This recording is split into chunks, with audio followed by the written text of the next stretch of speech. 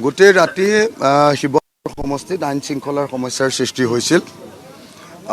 গোটেই ৰাতি আমাৰ ৰাইজৰ দলৰ কৰ্মীসকলক বহুত মাৰপিট কৰিছে। মই ধৰক 5:25 মানলৈকে সেইখিনি নিয়ন্ত্ৰণ কৰিবলগীয়া হৈছে। ক'ৰবাত হস্পিটেলাইজ কৰিবলগীয়া হৈছে। বিশেষকৈ আমাৰ সংগ্ৰামী সতীৰ্থ অসমৰে এটা সম্পদ বিদ্যুৎ শইকীয়া, তেওঁক কালি বহুত বেয়াকৈ মাৰপিট কৰিছে। হাতুৰিৰে তেওঁৰ মুখত কোবাই দিছে, মূৰত কোবাই দিছে, বুকুত কোবাই দিছে, লোহাৰ হাতুৰিৰে তেওঁক কোবাই দিছে, যি কাৰণত তেওঁ বহুত বেছি আঘাতপ্ৰাপ্ত হৈছে। এতিয়া ডিব্ৰুগড় মেডিকেল কলেজত তেওঁ ভৰ্তি হৈ আছে। তেওঁৰ লগত প্ৰাণজিৎ গগৈ নামৰ ল'ৰা এজন আছিলে আমাৰ দলৰ, তেওঁ আঘাতপ্ৰাপ্ত হৈছে। গতিকে গোটেই ৰাতি এইজনে জানে না, এইজনো আছে।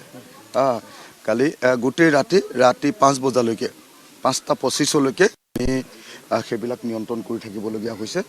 গতিকে আমাৰ কোনো মানুহকে শান্তিত ৰখা নাই। বহুত মানে এটাই বস্তু, শিৱসাগৰত কেতিয়াও এনেকুৱা ধৰণৰ গণ্ডগোল হোৱা নাছিলে জীৱনত, কেতিয়াও। যোৱাবাৰ মই জেলত আছোঁ, কিন্তু এটা ছিংগুল ঘটনা এটাও ঘটা নাছিলে। কোনেও কাকো মাৰপিট কৰা নাই। কিন্তু এইবাৰ ইয়ালৈ সাংঘাতিক ধৰণৰ এজন মানুহক বিজেপিয়ে পঠিয়াই দিছে কেণ্ডিডেট হিচাপে। তেওঁ পৃথিৱীৰ আটাইতকৈ ডাঙৰ হত্যাকাৰী। তেওঁৰ ভায়েকে আহি ইয়াতে, ভায়েক কি নাম কয়, এইটো বকুল দৌৰী ভাই বুলি কয় তেওঁ, তাৰপিছত তৈল্য গগৈ আৰু প্ৰিন্স বুলি এটা ল'ৰা। এই তিনিজন ল'ৰাই আটাইতকৈ বেছি উৎপাত কৰিছে। প্ৰিন্স, বকুল দৌৰী আৰু তৈল্য গগৈ, এই তিনিজনে বহুত বেছি উৎপাত কৰিছে, মাৰপিট কৰিছে, বহুত বেছি। য'তে ত'তে জাকে তাকে মাৰপিট কৰিছে। গতিকে পৰিস্থিতিটো খুব বেয়া আছিলে কালি। আমাৰ কালি মৰিয়নিতো অলপ তেনেকুৱা হৈছে, কিন্তু মৰিয়নিত এটাই ঘটনা ঘটিছে, ইয়াত যেনিবা চিৰিজ অফ ঘটনা। গোটেই ৰাতি মাৰপিট, আনকি মই থকা ঠাইখনতো 4-5খন গাড়ীৰে ঘেৰাও কৰি আহি উৎপাত হুলস্থুল এইবিলাক কৰি আছেহি। তো গতিকে পৰিস্থিতি বেয়া। মই কালি ৰাতিয়ে চিফ ছেক্ৰেটাৰীক ৰাতি ধৰক আপোনাৰ 2টামান বজাত তেওঁলোকক জনাইছোঁ, DGPক জনাইছোঁ, সকলোকে জনাইছোঁ, হোম কমিশ্যনাৰক জনাইছোঁ, সকলোকে জনাইছোঁ। আমি শান্তিপ্ৰিয়ভাৱে সকলোৱে ইলেকশ্যনটো খেলা দৰকাৰ। বাকী যি হওক, এতিয়া মোৰ ক'বলগীয়া কথাটো হ'ল, অসমৰ চাৰিওফালৰ পৰা যি খবৰ আহিছে, এইবাৰ চৰকাৰ বদলি হ'ব। চৰকাৰ বদলিৰ কাৰণে মানুহে ভোট দিছে, আৰু এক সুস্থিৰ গণতান্ত্ৰিক চৰকাৰ এখন কৰিবৰ কাৰণে যথেষ্ট সংখ্যাগৰিষ্ঠতাৰে সৈতে আমাৰ বিৰোধী দলবিলাকৰ চৰকাৰ কৰিবৰ কাৰণে মানুহে ভোট দিছে বুলি আমাক চাৰিওফালৰ পৰা খবৰ আহি আছে ৰাতিপুৱাৰ পৰা। গতিকে আমি সুখী যে 4 মে'ৰ দিনা যেতিয়া খুলিব, বেলট খুলিব, অসমৰ মানুহে হাঁহিবলৈ পাব, অসমৰ মানুহে সুখ অনুভৱ কৰিব। আকৌ অসমত স্বৈৰতন্ত্ৰৰ ঠাইত, ফেচিবাদৰ ঠাইত গণতন্ত্ৰ আহিব, ফেচিষ্ট শাসকৰ ঠাইত গণতান্ত্ৰিক আমাৰ এতিয়া যিটো ফেচিষ্ট ৰজা আছে ন, ৰজাৰ নিচিনা শাসন ফেচিষ্ট হয়, তেনেকুৱা ফেচিষ্টৰ ঠাইত গণতান্ত্ৰিক শাসক আহিব, এই আশা ব্যক্ত কৰিছোঁ। সকলোৰে ভাল হওক, আজি শান্তিপূৰ্ণভাৱে দিনটো যাওক, আৰু মই আপোনালোক সকলোকে ভোটদান কৰিবৰ কাৰণে, অসমবাসী ৰাইজক ভোটদান কৰিবৰ কাৰণে আহ্বান জনাইছোঁ। কিন্তু দুৰ্ভাগ্যৰ কথা, অসমৰ সকলো ঠাইতে বাহিৰৰ পৰা ভোটাৰবিলাক লৈ অহা হৈছে, বহুত বাহিৰৰ ভিতৰত। বিশেষকৈ গুৱাহাটীত এতিয়া আমাৰ চাৰিওফালৰ পৰা মোলৈ ফোনেই আহি আছে, আমুকত অচিনাকি মানুহ আহিছে, তামুকত অচিনাকি মানুহ আহিছে। কিন্তু মই এতিয়ালৈকে যিকেইটা খবৰ পাইছোঁ, তেওঁলোকক এটাই কথা জনাইছোঁ যে অচিনাকি ভোটাৰবিলাকে লাষ্ট আৱাৰত ভোটটো দিবলৈ আহিব, লাষ্ট আৱাৰত। গতিকে লাষ্ট আৱাৰ অৰ্থাৎ সন্ধিয়াৰ সময় যেটা বজাত শেষ হ'ব, তাৰ আগে এইটো কৰিব, বা এক্সটেনশ্যন কৰাই ল'ব তেওঁলোকে, মানুহ বেছি হৈছে বুলি এক্সটেনশ্যন কৰাই ল'ব টাইমটো।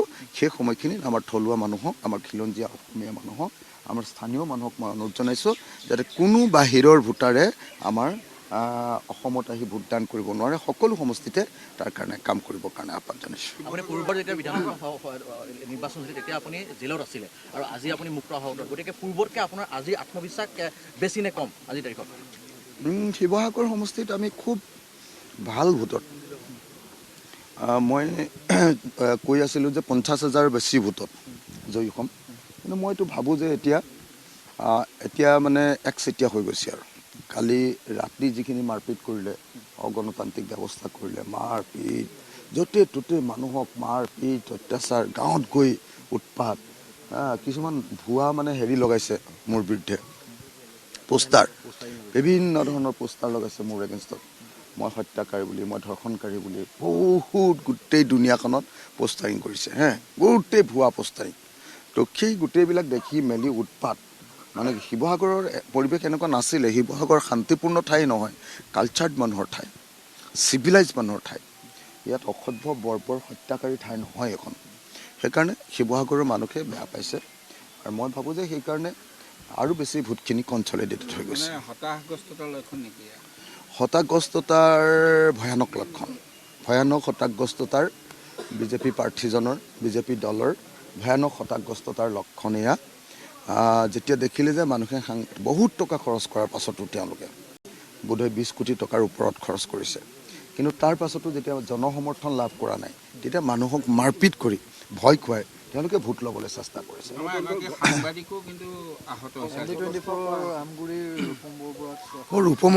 ৰূপম আহত হৈছে নেকি? সেইটো ক'ত হ'ল? এইটো মই নাজানোৱে।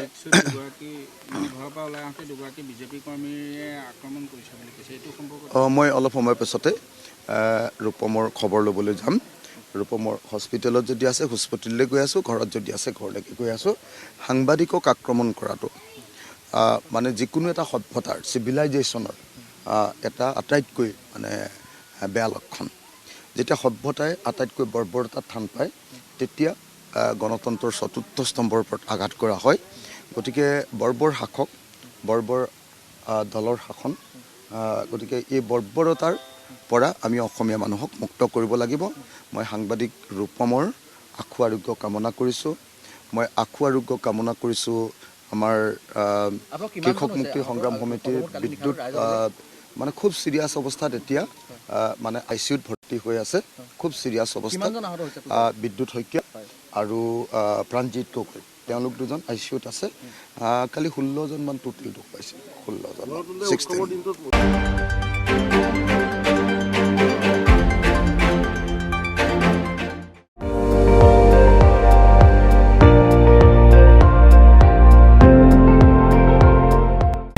আপুনি চাই আছে ND24, সৰ্বশ্ৰেষ্ঠ নহয় সৰ্বোত্তমৰ দৌৰত।